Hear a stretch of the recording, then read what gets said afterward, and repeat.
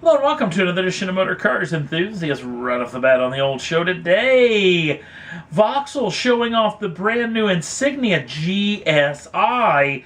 This is a little pocket rocket from the folks over at Vauxhall, coming with a 2-liter turbocharged 4-cylinder unit, making 257 brake horsepower, 295 pounds-feet of torque. That is shifted through an 8-speed automatic gearbox, and the vehicle is all-wheel drive with torque vectoring on the rear axle. Now the vehicle is very striking. It's a good-looking machine. It's got lowered ride height on all 4 corners with increased damper rates and tune dampers on all 4 corners, along with Brembo brakes on all 4 corners. Vauxhall is claiming they're going to have a performance diesel version of this vehicle that could be coming later in its life cycle, and this vehicle will make its official debut at the Geneva Motor Show coming up in September, which we may hear more about that diesel unit coming then.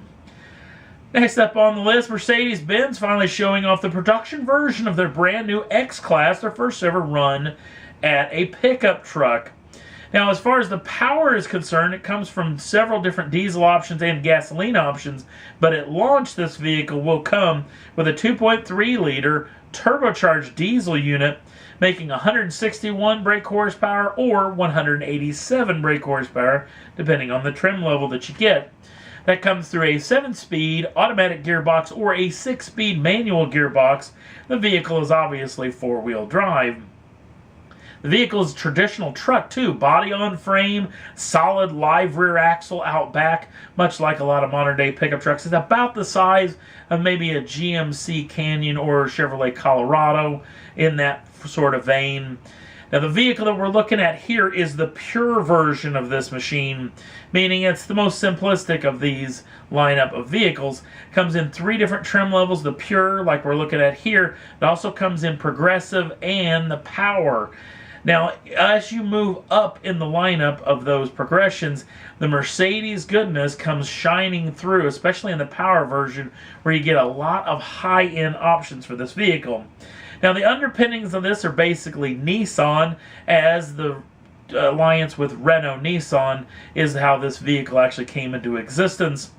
Also, they're building this vehicle in left-hand drive and right-hand drive, which means it could be available for everywhere around the planet, even though it is not yet based to come out in the United States, at least as of yet. Assuming right now Mercedes is looking to put together a business model, along with talking to some of their customer base to see if they would be willing to own a pickup truck from Mercedes-Benz. It's a pretty good-looking piece of kit. It'll be interesting to see how well it sells around the world. Last up on the list, some very good news for the folks over at Scuderia Glickenhaus, as their high-performance hypercar is going to be available to the masses all over the planet very, very soon. Now, this vehicle comes with a 4.4-liter twin-turbocharged V8, making 750 brake horsepower and 590 pounds-feet of torque. That is shipped through a 7-speed gearbox, and the vehicle is all-wheel drive.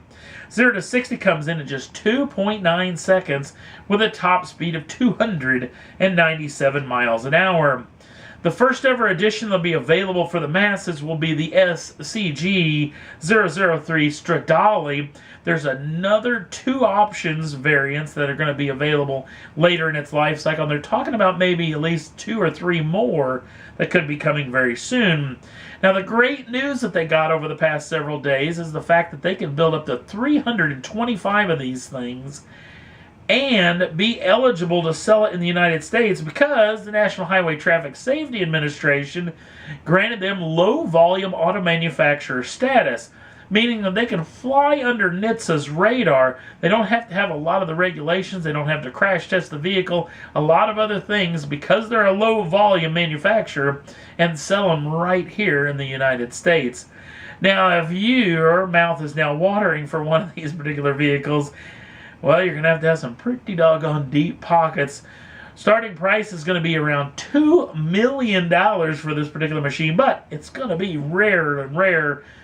The Glickenhaus folks are talking about this vehicle only being available maybe upwards of around 10, possibly for the first go-round of this vehicle. So it's going to be pretty rare here stateside.